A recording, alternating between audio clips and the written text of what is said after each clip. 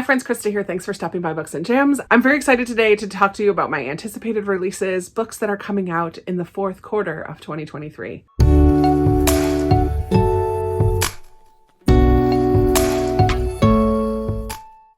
Every time I do one of these anticipated reads videos, I get questions about where do I find them. And I will tell you, I first start on NetGalley and I kind of look through published dates on there and see which ones are coming out on NetGalley. Then I just Google October 2023 book releases and I look at a couple different people who have blogs where they post anticipated releases, books that they've read and haven't read. And I just enjoy perusing the interwebs, looking around the internet for books. So I just Google it. I know sometimes Goodreads has lists of books coming out at different times, but sometimes it's hard to find those lists unless they show up in a Google search, which I have done that as well. So this was a weird list as I was compiling it. I, at first, didn't feel like I had very many, and then I felt like I had too many, and I had to narrow it down, but I think I landed on 13 that I'm very excited for, and I can't wait to share them with you. The first 7 are actually coming out in October, and then I have 4 for November and only 2 in December. Makes sense, holiday season coming up, not as many good books coming out at the end of the year, and I could be missing some. This is not a comprehensive list. These are just books that stood out to me as I was looking through. I did take out a couple books in series, like the 4th book in the Shady Hollow series is coming out, but I took it off because I've only read the first book. The Maid by Nita Prose has a sequel coming out. I took that off because I haven't yet even read The Maid. And this first one I'm going to tell you about in October is a sequel, and I haven't read the first one, but you'll understand why it's still on the list when I tell you what it's about. The first one, like I've already said, is a sequel. The first book I just recently hauled, Dead and Gondola by Anne Claire. It has a sequel coming out called Last Word to the Wise.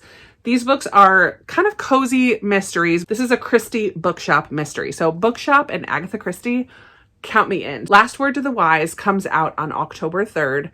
And we follow sister bookshop owners, the same ones we follow in the first book. But they both sign up for their cousin's new venture. Their cousin has started this matchmaking service based on your bookish preferences. And so the sisters, as bookshop owners, are like, yeah, we can support you in that. Let's see what you can come up with. So they both go out on dates. One of them goes really well. One of them doesn't go so well. And the next day, one of their dates is dead. And these sisters are the last ones to have seen them and become immediate suspects. So they have to figure out what happened. So I just love this whole setup. I'm so invested. But I want to read Dead and Gondola first. But that's Last Word to the Wise. Very excited for that. Second one is a lot more serious than that one. And it's The Refugee Ocean by Paul Tutongi. I should have looked up how to say his name. By the way, I am looking at my laptop, which is just off camera.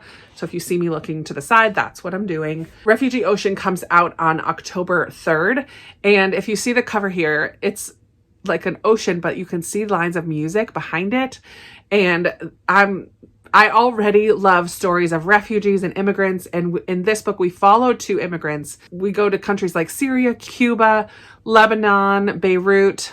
But we follow 2 different timelines and 2 different immigrants who are connected because of this haunting piece of music. I believe one of these refugees wrote the music, and then years later, the other one is going to play this music. So I love books where music is a part of the story, plus add in that immigrant refugee storyline. I am so invested. I think this is going to be a heartbreaker, but I'm here for it. Then Jamie Jo Wright is coming out with another book, and it's coming on October 10th, and it's called The Lost Boys of Barlow Theater. This one feels perfect for fall. There's this theater, I'm not sure where it is, but we have 2 timelines, century apart, just as always with Jamie Jo Wright. And there's this theater where there are some ghosts or people go missing. It has that ghosty feel, as she always does, but there's this mystery surrounding a theater where people go missing. In both timelines, people go missing. So there's going to be a creepy factor to it. I'm in a mystery to solve. I think I've enjoyed every Jamie Jo Wright book that I've read so far. So definitely looking forward to this one, and how perfect to come out in October. I couldn't resist putting a holiday book on this list, and it's The Holiday Mix-Up by Ginny Baird. This one comes out on October 10th. It's a rom-com. This one has While You Were Sleeping vibes and fake dating. I'm just so here for it. It's basically the story of While You Were Sleeping. We follow a woman who works at a diner. She has a crush on one of the patrons of the diner. He comes in all the time. He's very good looking, very wealthy. Somehow they end up fake dating. He brings her to a family wedding or something, gets into an accident, goes into a coma shortly after telling his family that this is his girlfriend. So now she has to pretend to be his girlfriend while he's in a coma. Enter younger brother, who is a much better match for this girl than his older brother. They have a family winery. Like, I'm just so here for this story. While You Were Sleeping is one of my favorite movies to watch at Christmas time. I just love it. And so a rom-com based on that type of a storyline, it just sounds so much fun. Next up, I have 2 middle grades, and they both come out on October 24th. The first one is Sweetness All Around by Sarah Suplee. And this one is set in 1970s in a small town in Tennessee. A girl and her family have to move to a trailer park, and she is not happy about it. But she learns that one of her neighbors in the trailer park had a daughter who went missing or is possibly kidnapped. And so she's determined to figure out what happened to this neighbor who's her age. It's a young girl. And there's the danger of, is it going to happen again as well? I love that it's set in the 70s, and the bit of a mystery that's going to be in there sounds really good. The other middle grade is very different. It's called Song of the Swan by Kara Sutton, and it is a Swan princess retelling. So I love a fairy tale retelling. So we follow a young orphan and her friend who learn of a jewel or something in a castle. I'm not exactly sure the story of Swan Lake, but I love a fairy tale retelling. And so I'm interested in this one for sure. And I love that the main character is an orphan because I just love that. Very common in middle grade fantasy, but I like it. So it's good with me. And the last October book comes out on October 31st, and it's a historical fantasy. It's called What the River Knows. I think this is YA by Isabel Ibanez. In the description, it says it's the movie The Mummy meets Death on the Nile, which is Agatha Christie's book. So I think that sounds fantastic. It's going to be set in Egypt and deal with all like ancient Egyptian kind of stuff, an adventure, 2 rivals, both trying to figure out the mystery and solve the crime. And there's going to be a rivals to lovers romance and a dangerous race to kind of figure everything out. So I think that sounds fantastic. What the River Knows. Now moving into November's book, this first one, Again and Again by Jonathan Evison, sounds a little bit strange to me, but is it going to be strange in a good way or not? I'm not sure. We follow an old man. He's kind of a curmudgeon. Done. I love that. And he's pretty cranky with everyone, but one of his nurses he connects with, and he starts telling her about all of his past lives and his past loves. And there's a question of whether he actually has lived all these lives, or is he just a really, really old man, like 1,000 years old? So these stories, I guess he tells, are so realistic and so believable that we don't know. I don't know. I didn't read the description completely fully because I was intrigued by just that amount. I don't know if this is going to have a magical kind of fantastical element to it, or is he just very imaginative? I really don't know. But I love an elderly protagonist for sure, and hearing stories of his past, I feel like that could be good. Again and Again. Then we have an author that I have read from before, Ariel Lahan. She has another book coming out called The Frozen River, and it comes out on November 14th. And this one takes place in Maine in the 18th century. And we follow a midwife healer woman who's kind of a little outcast by the town. But there's a murder that happens in this small town, and the town itself becomes unhinged. And so this midwife, I'm not sure if she's a suspect or if she's going to try to figure out what happened or both.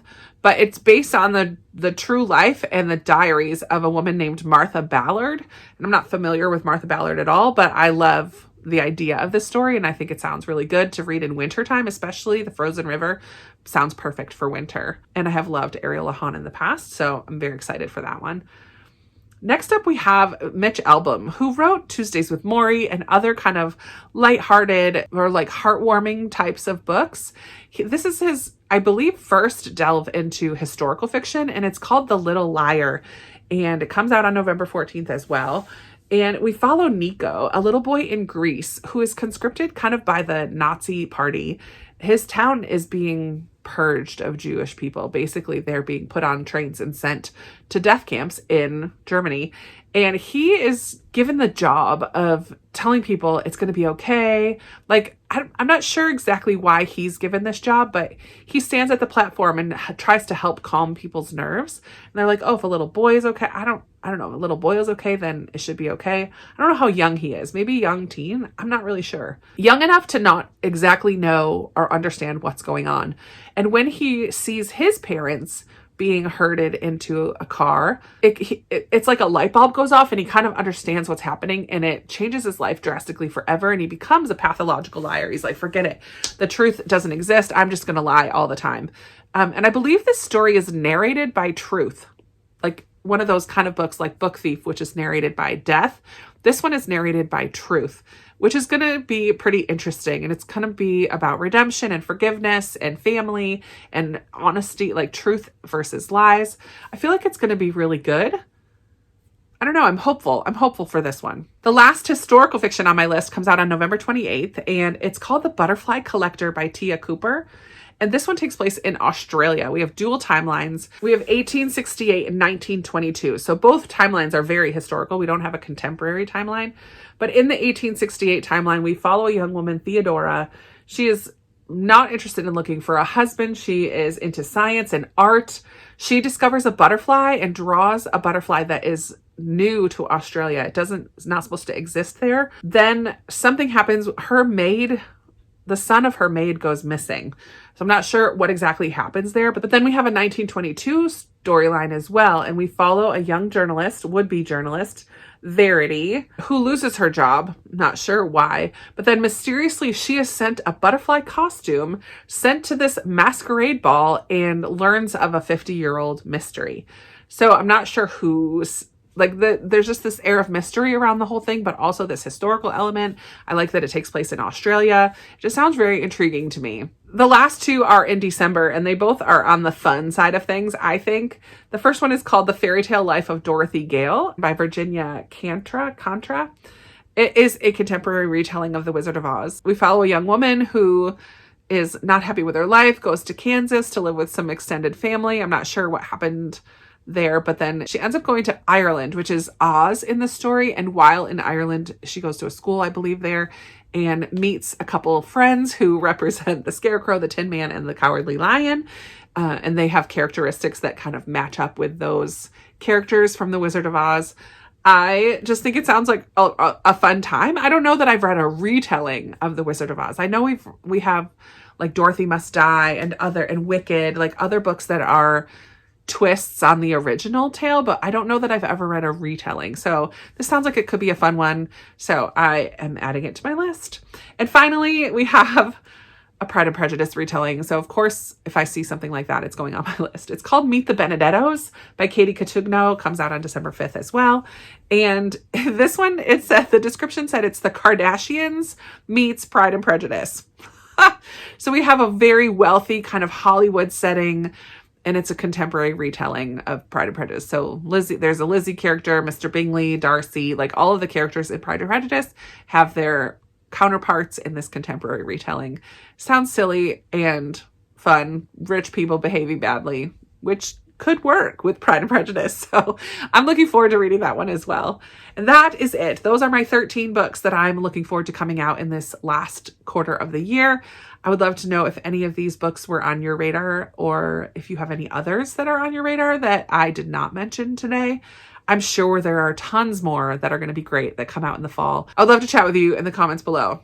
Let's talk about upcoming books. Thank you so much for watching. I really appreciate you being here, and I look forward to talking with you in another video very soon. Bye.